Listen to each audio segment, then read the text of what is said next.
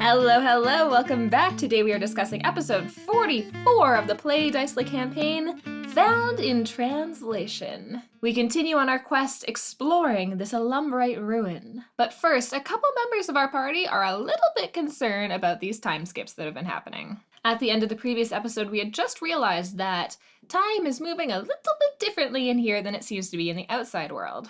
And Abe, Azaria, and Gideon specifically are not handling this information well. Abe has been stressed about time for quite a while now. Azaria is now very concerned about what's happening in the outside world. We know that Kardrak is moving forward with his plans.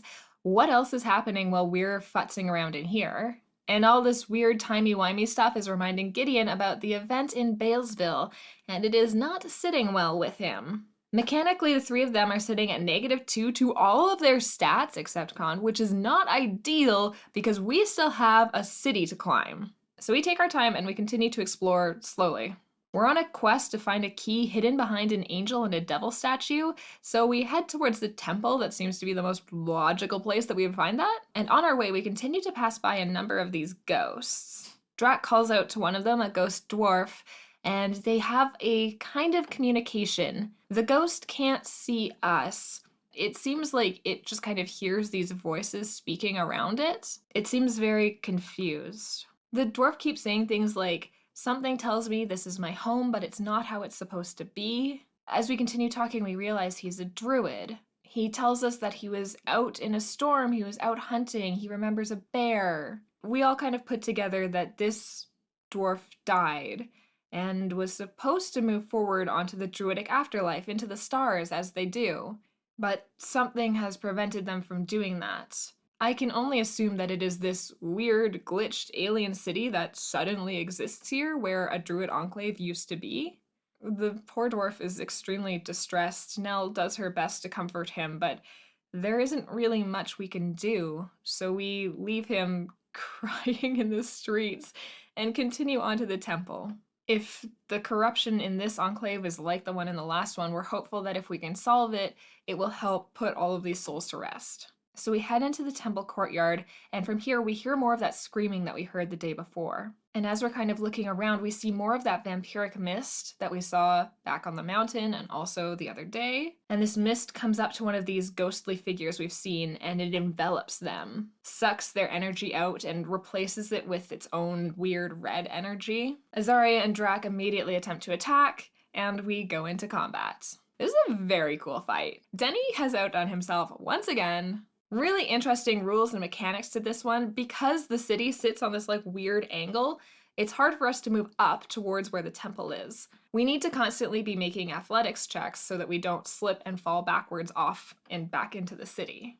There's also a number of traps. There's a big hole in the floor. There's a boulder that rolls through at one point. It feels like there are ghosts and these thralls and these cloud things everywhere. They just kind of keep coming. This fight doesn't seem to end. Everyone's doing their best to fend everything off, and that's when one of these cool thrall ghosty boys comes right on up to Elowin. It stops in front of her and speaks into her mind. What did I write down? God, it's really bad. Elowin can feel the figurine of the stranger in her backpack glow red hot. And then, as if the darkness of the statue has let a gate open, something has allowed it access to your mind. Not ideal. Not not my favorite place to be, actually. Very cool. Anyways, this thing whispers in her mind a la the last Druid Enclave, and this time it speaks 2 syllables, 2 names to her. It says, Bel, Defier of the Deities, and Lot, the Eye of Fear. I don't know what to do with this. It's not great. It's kind of just not great in general. I don't why are they telling me, though? The only reason that they would go out of their way to tell me this is if it's good for them, right? Which I think is bad for me and Azaria and the world. Right? Anyways, Elowin panics. throws herself away, throws a fireball. Sick, first time I've cast fireball. Otherwise, the fight continues on like normal. A couple people get possessed, end up shooting at each other, which I think also weighs heavily on a couple of the party members. But we generally get through the fight. Only one of us slips through the hole in the center and plummets hundreds of feet down into the underground of this cavern. As Elowen is bringing Drac back up to the surface, the rest of the group goes to explore the temple. We find a room where an angel and devil statue seems to have been tipped over, and where they used to be, there's a little chest. Azaria looks at it and intuits that it's probably fine, and so goes to open it. Of course, there is a spell on this chest, and Azaria disappears.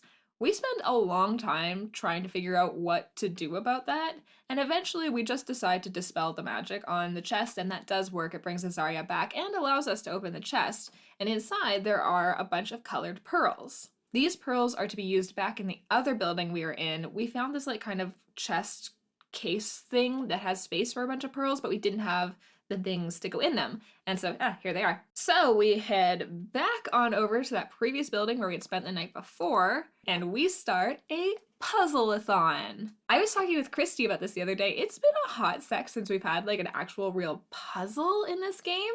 I think the last real puzzle we had was during the bid. So it's fun for puzzles to come back up again. We start by having to figure out how to place all of these pearls on this contraption to open it up. While a lot of us are working on that in character and in real life, Abe and Drac have a little heart-to-heart. Abe is really feeling anxious. He's really not feeling great, so him and Drac just have a little chit-chat, which is super nice, lovely, and gave us time to figure out the puzzle while they were doing that. When we do finally complete this puzzle, we open the chest, and inside there are these two little red stones. They are the same size as the stones that we had to put into a dragon statue out into the main room that opened up this portal room here. We swap them out. We take the blue gems that are currently the dragon's eyes, take them out, and put the red ones in instead.